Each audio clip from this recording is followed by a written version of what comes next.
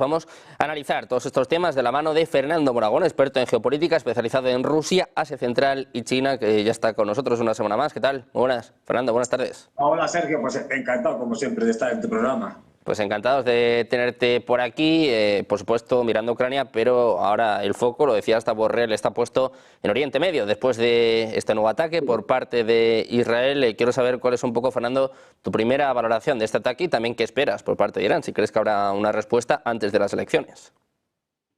Pues lo primero que hay que decir es que el desastre de este, digamos, del ataque israelí, que está ya más que claro, que digamos que ha tenido unas consecuencias más bien desde el punto de vista de los objetivos, bueno, escasas.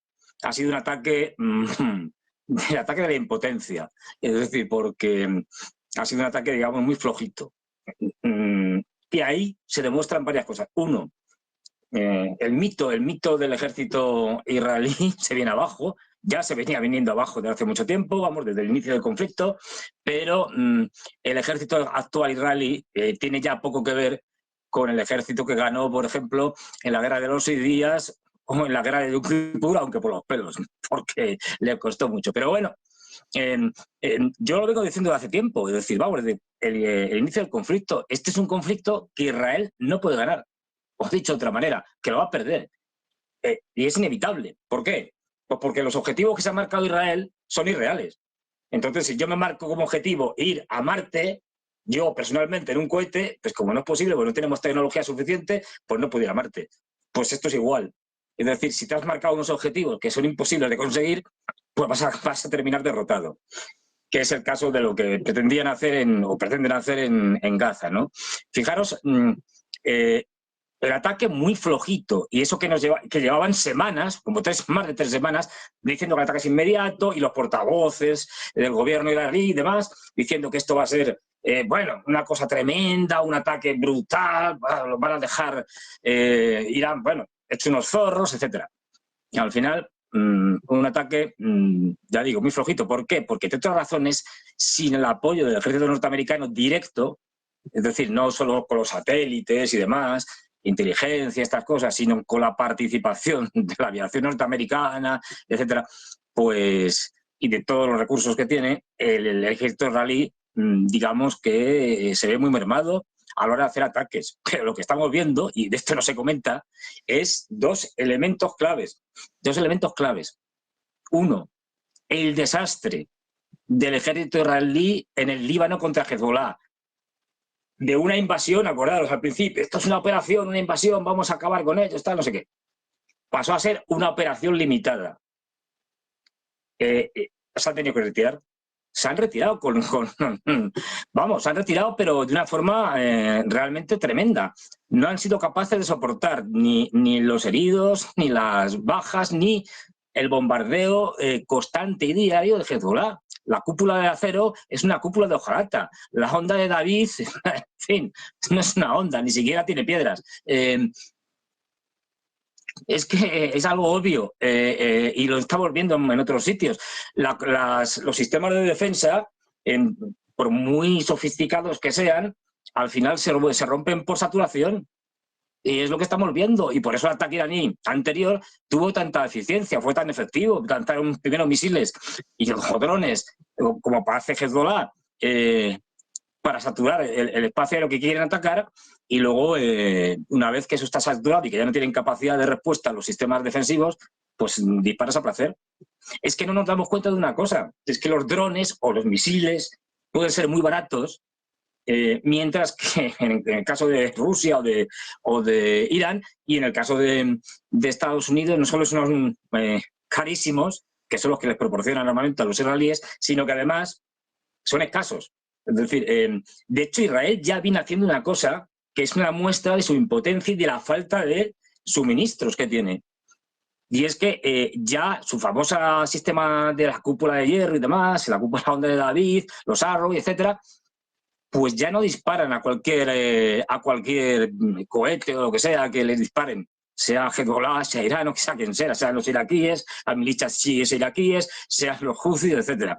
Que esa es otra, han abierto frentes por todos lados, que hay que estar mal de la cabeza. Pero bueno, me desvío. El problema que tienen es que ante estos ataques,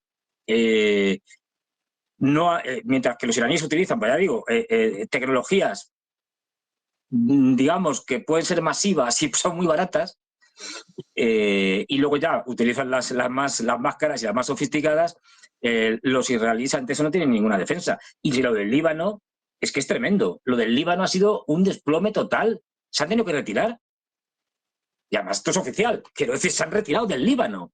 Hezbollah les ha derrotado en el Líbano. Pero además de una forma estrepitosa. Se han venido abajo. Una de las razones por las que el ejército israelí se está retirando es porque las bajas que les están causando los de Hezbollah han hecho que empieza a haber protestas internas dentro del ejército israelí y desobediencia de órdenes. Incluso se está hablando de unidades enteras que se niegan a combatir. Esto no lo cuentan. Y esa es una de las razones que Netanyahu haya tenido que hacer esto de, bueno, ahora ya no nos queda más que, en fin, pasar por una situación difícil, nos retiramos del Líbano. Claro, no dice nos retiramos del Líbano, dice hemos acabado nuestras operaciones en el Líbano, no han acabado nada, porque ni siquiera han podido llegar al río Litani. Es que ha sido una absoluta debacle. ¿Por qué? Porque están peleando contra un enemigo muy duro. Esto no son Hamas, esto es Hezbollah. Es decir, Hezbollah tiene una experiencia de combate durante años en Siria contra yihadistas, etc. Y es gente muy dura. Y es gente, además, decían esta panda, es que no comprende la región y comprende los enemigos que tienen. Cuando no comprendes al enemigo al que te enfrentas y no comprendes sus capacidades ni hasta qué punto están dispuestos a llegar, termina pasando lo que pasa con Israel en el caso de Hezbollah y en el caso de Irán. Y ahora mismo Israel está en una situación terrible. Están intentando vendernos que bueno, que vamos a esperar hasta que lleguen las elecciones norteamericanas. Es que no les queda otra. Y van a tener que seguir esperando porque no tienen capacidad de respuesta. Y además saben que el Irán de ahora no es el Irán de hace años, de hace 20 años, por ejemplo. Que sus capacidades armamentísticas han crecido mucho y que están apoyados ya desde dentro con armas por los rusos y por los chinos. Esto ya es otra cosa. Y no olvidemos que está a punto de firmarse un acuerdo estratégico equivalente al que tienen con Corea del Norte entre Rusia y Irán. Ya están desde hace tiempo colaborando militarmente. Allí están los sistemas de guerra electrónica rusos operando. Es decir, esto ya es otra cosa. ¿Qué pasa? Que Israel sabe perfectamente, y Netanyahu lo sabe, y sobre todo sus generales, pues bueno, el gobierno de Israel están todos chiflados, lo saben, que aunque hagan un ataque muy duro contra Irán, la respuesta, es decir, va a quedar suficiente capacidad para que la respuesta sea prácticamente borrar del mapa Israel. Y estamos solo hablando de armas convencionales. Es decir, es que tienen, a ver, se habla de que Irán tiene 3 o 4 mil misiles de diferente tipo. Para que les queden 1000. Y estamos suponiendo que hicieran un ataque brutal y tal.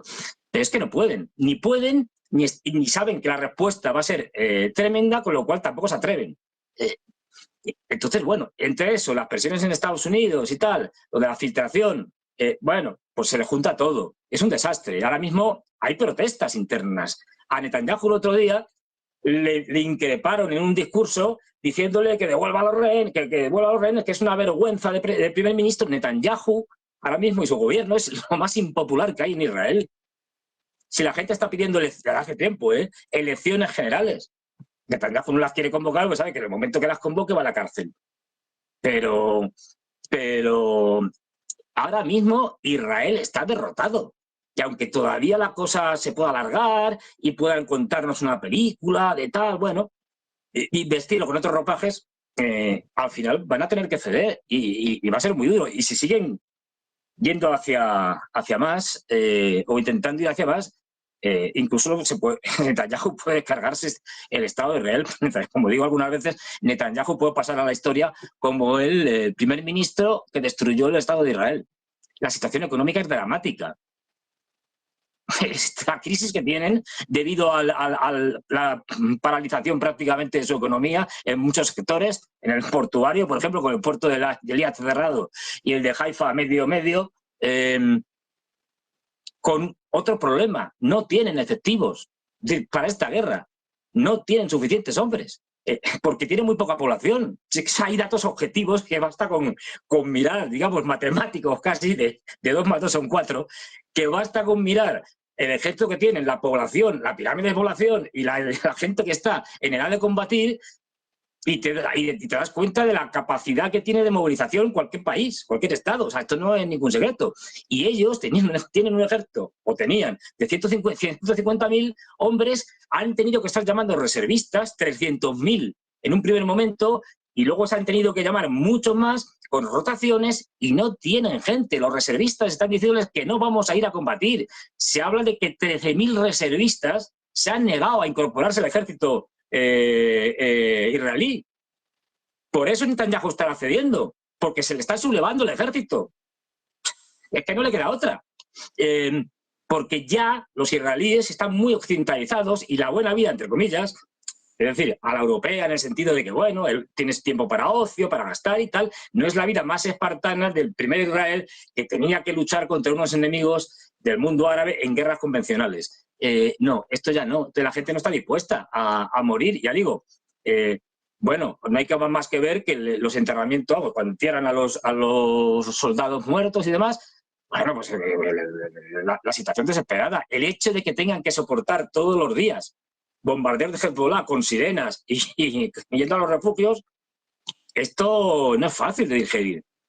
Entonces, claro, Israel está derrotado, y cuanto antes se den cuenta será mejor para ellos, porque, bueno, dentro del desastre podrán paliarlo, se podrá llegar a algún tipo de acuerdo, jamás devolverán los rehenes, pero si siguen adelante el desastre va a ser aún mayor.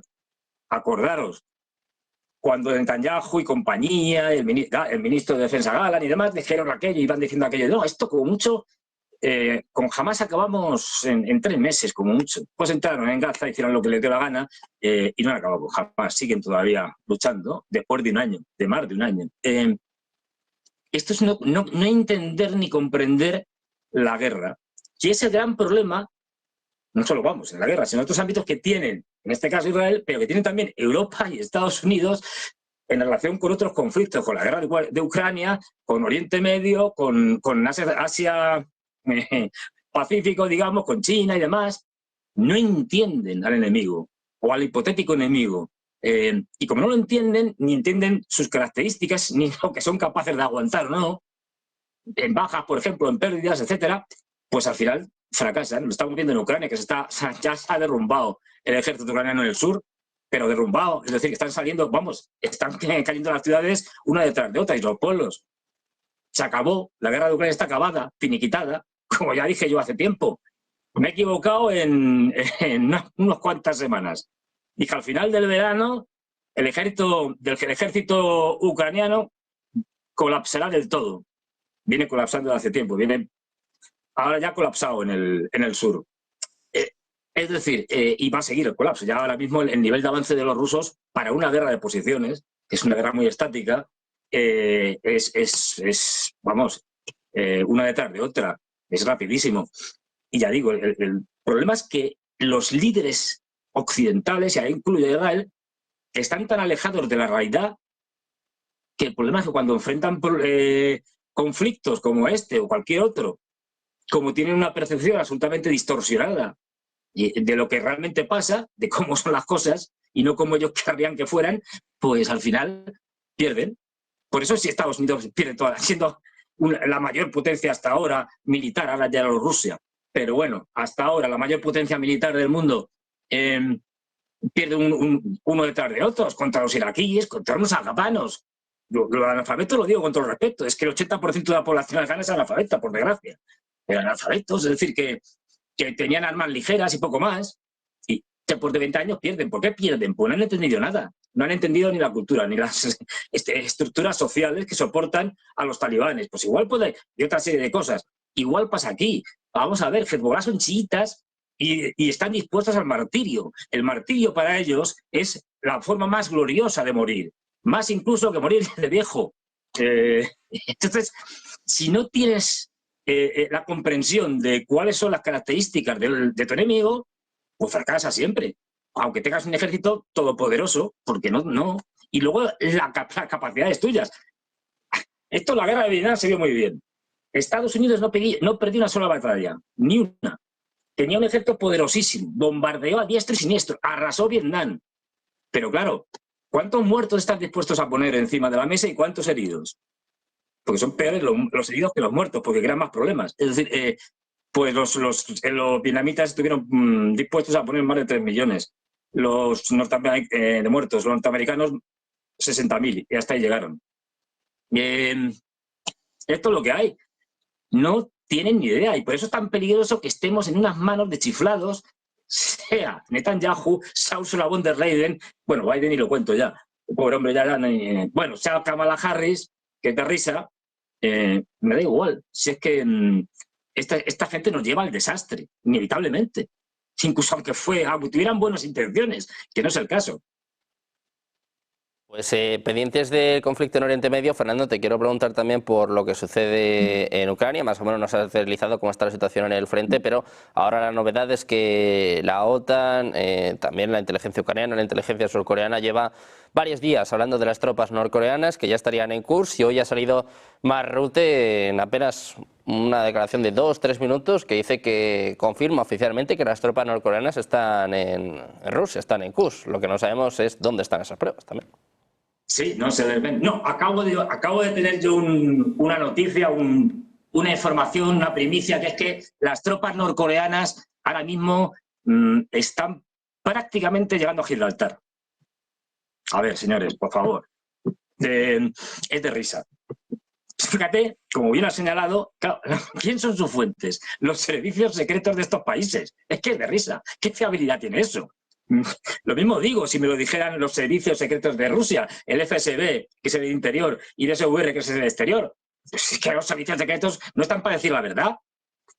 Al revés, están para engañar, entre otras muchas cosas. Es decir, entonces, la credibilidad de las fuentes de información de los servicios secretos es, en el mejor de los casos, escasa, en el peor, nula. Porque lo que ellos no, lo que quieren es o intoxicar, o engañar, o dar una versión de los hechos que les conviene, o soltar mentiras para que la gente se las crea. Tienen muchas posibles operaciones o razones para decir lo que dicen. Pero, hombre, eso no es una fuente, por favor. Pero es que además, ¿dónde están las pruebas? ¿Vale? Porque además no estamos hablando de 10 o 12 norcoreanos, no. 12.000 incluso que van a mandar, pero bueno, ahora está en 2.000, pero todavía no han llegado el resto y tal.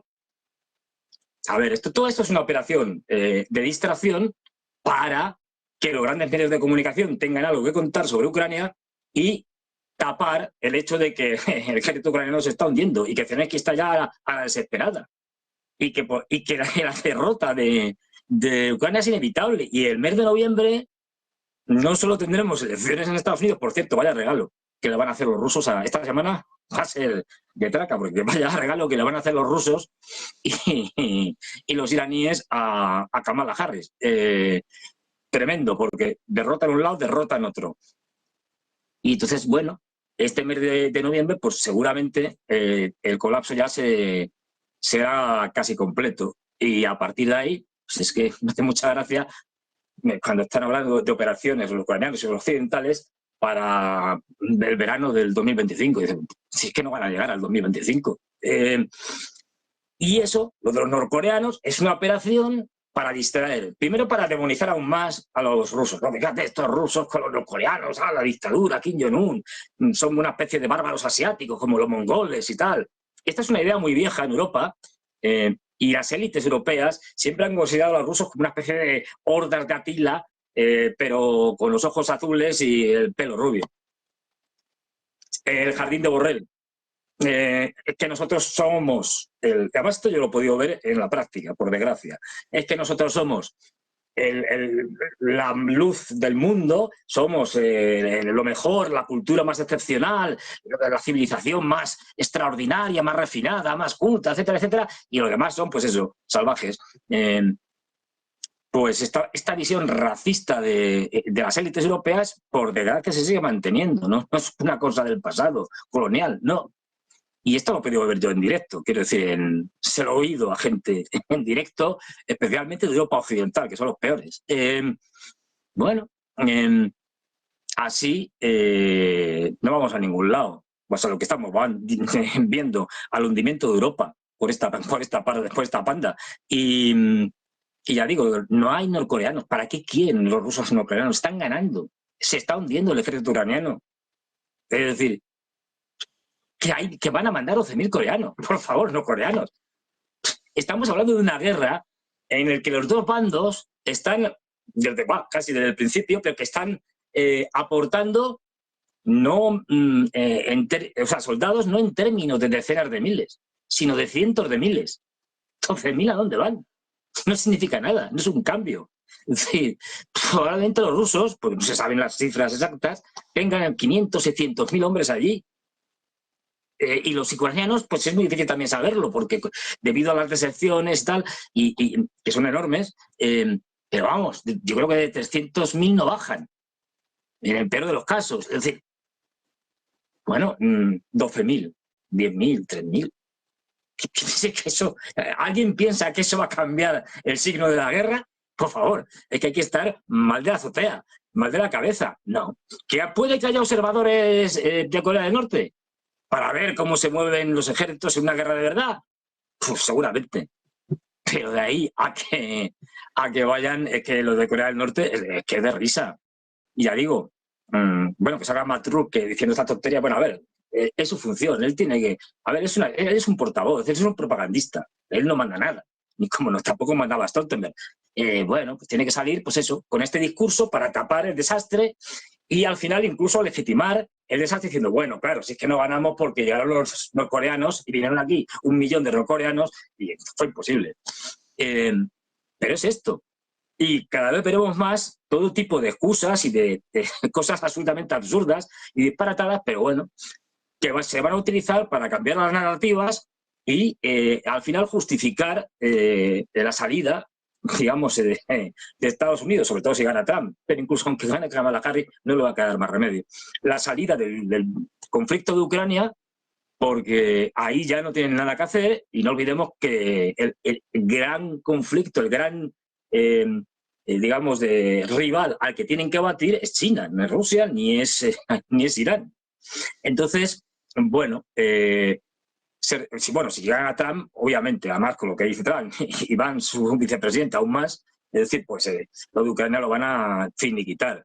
Han sacado suficientes réditos y han amortizado el conflicto, especialmente en Europa, donde se la han dejado desindustrializada o la están dejando, se han llevado sus capitales, no venden el gas natural licuado, se están poniendo las empresas del complejo tecnológico militar norteamericano hasta arriba, de vender armamento a los europeos.